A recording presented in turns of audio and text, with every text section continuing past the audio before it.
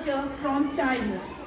By giving them the freedom to dream and have the basic amenities and the right to be protected and taken care of.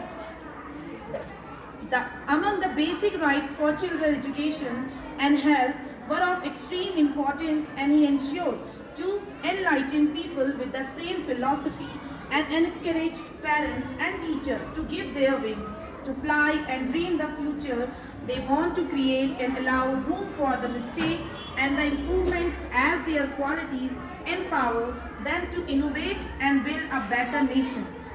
So let's be the children our nation is proud of and create a better tomorrow for everyone around. I wish you all the best and a happy Children's Day once again. Thank you.